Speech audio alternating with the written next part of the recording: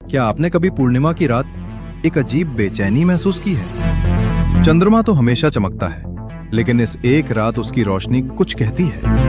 क्या ये सिर्फ एक खगोलीय घटना है या कोई ब्रह्मांडीय चेतावनी? सनातन धर्म कहता है पूर्णिमा की रात जब चंद्र 16 कलाओं से पूर्ण होता है, उसी क्षण जागती हैं वो शक्तियां जो हमारे स्वप्न, हमारे भाग्य और हमारे भविष्य को बदल सकती हैं। तो क्या आपका जन्म भी पूर्णिमा को हुआ है? अगर हां, तो ये वीडियो आपके लिए एक दैवीय संदेश है।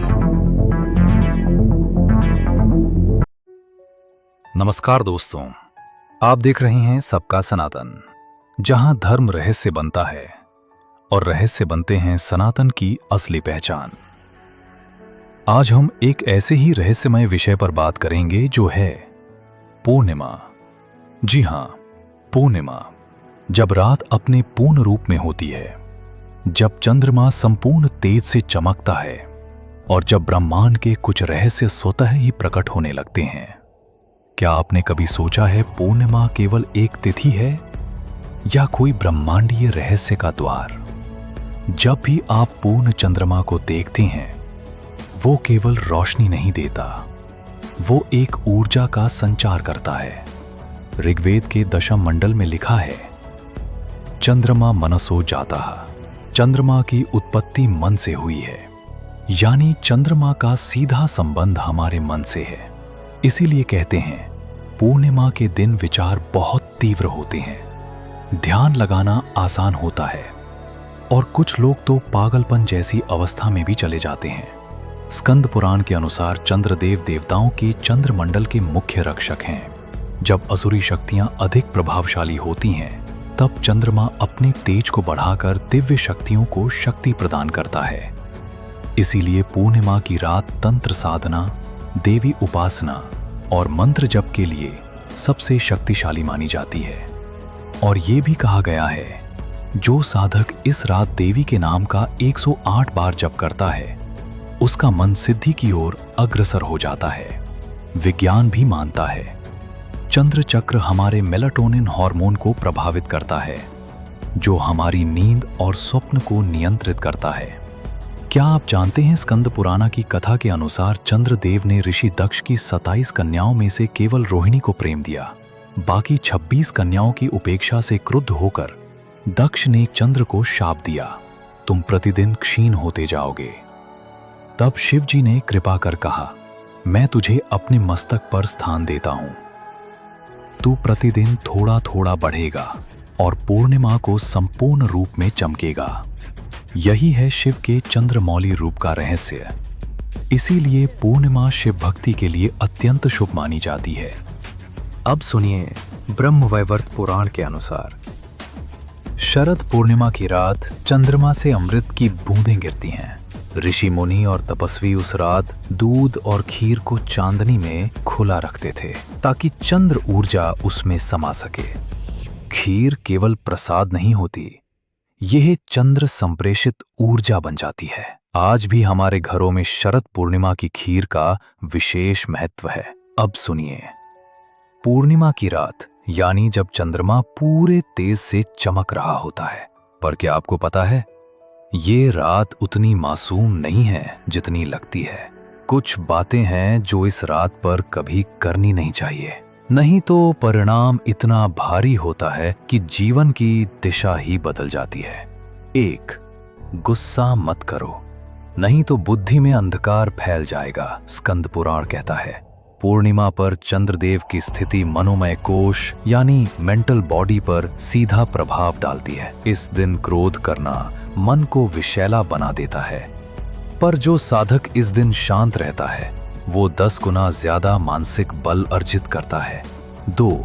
मांस, शराब या तामसिक भोजन से दूर रहो, ये तुम्हारे प्राण तोड़ देता है।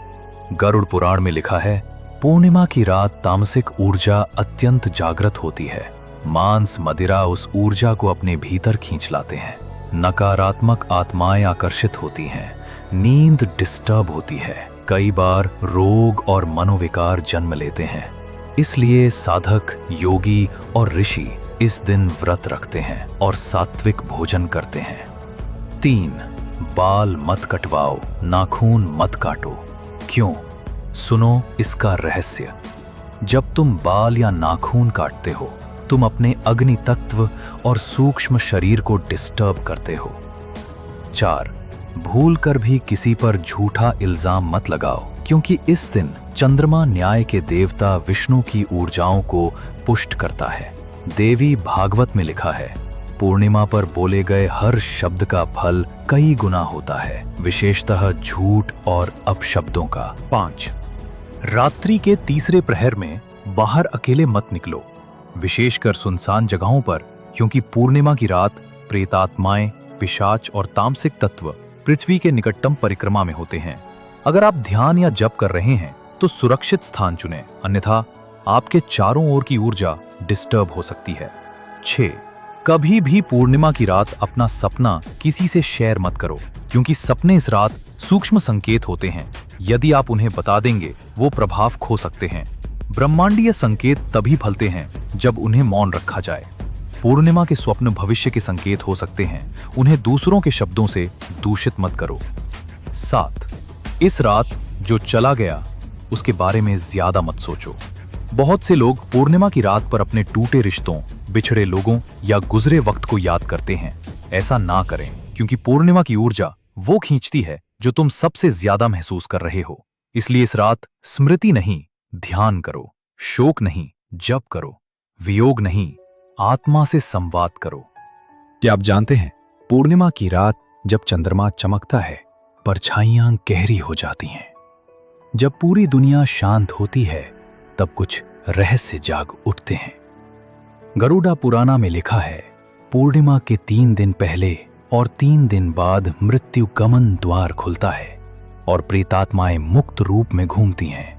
जो आत्माएं भटकती हैं, वो चंद्र ऊर्जा से जुड़ने की कोशिश करती हैं।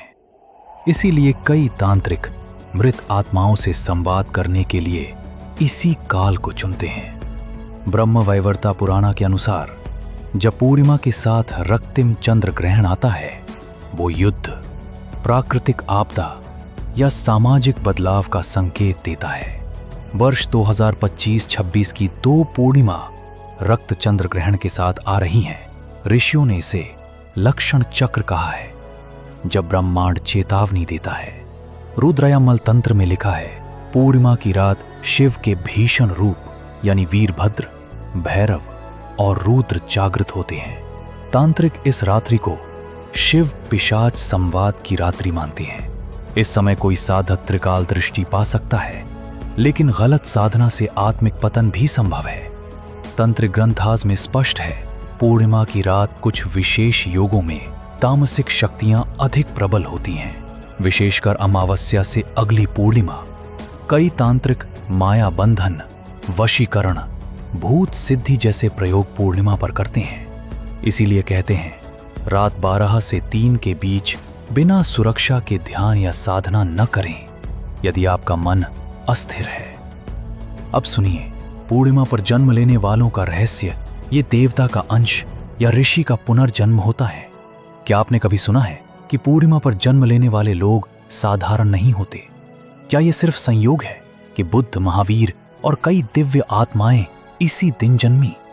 सनातन धर्म कहता है, जब चंद्रमा अपने पूर्ण स्वरूप में होता है, तब आत्माएं ब्रह्म के सबसे नजदीक होती हैं और तभी जन्म होता है कुछ विशेष आत्माओं का। स्कंद पुराण में लिखा है, पूर्णिमा के दिन जन्म लेने वाली आत्मा ने पूर्व जन्मों में तीव्र तप और ध्यान किया होता है। उनका पुनर्जन्म ब्रह्मांडीय ऊर्जा के उछाल के समय होता है, जिससे वे अलौकिक शक्तियां लेकर आते हैं। ये लोग दुनिया में अलग मकसद लेकर आते हैं, हीलर, विजनरी, गाइड या तपस्वी।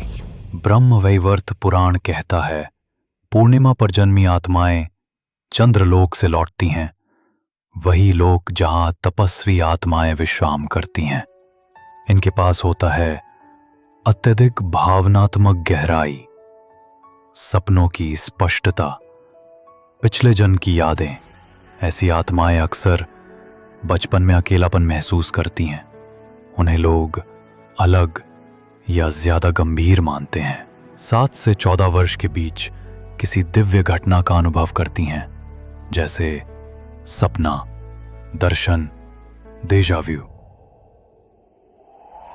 देवी भागवतम कहती है, पूर्णिमा की रात चंद्र 16 कलाओं से पूर्ण होता है।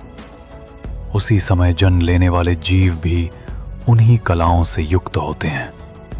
ये गुण उनमें देखे जाते हैं: कला, संगीत, लेखन, थिएटर में गहराई, तेज बुद्धि, कल्पना शक्ति, कभी कभी साइकिक या सिक्स्थ सेंस, जो अक्सर फ्यूचर प्रिडिक्ट कर लेते हैं, बिन कहे सब समझ जाते हैं। उनका जन्म किसी घर में अंधविश्वास तोड़ने के लिए होता है, किसी कुल में कर्म सुधारने के लिए होता है, या समाज को दिशा देने के लिए होता है।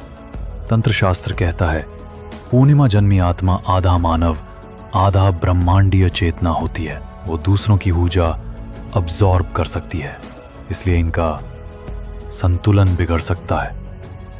अगर इनका संतुलन बिगड़े, जैसे बिना कारण डर, थकान, उदासी, चिड़चिड़ापन और खालीपन महसूस करने लगे, तो इसका उपाय है चंद्र अष्टक का पाठ, श्वेत वस्त्र पहनना, तुलसी जल पीना, सोमवार को मौन रखना।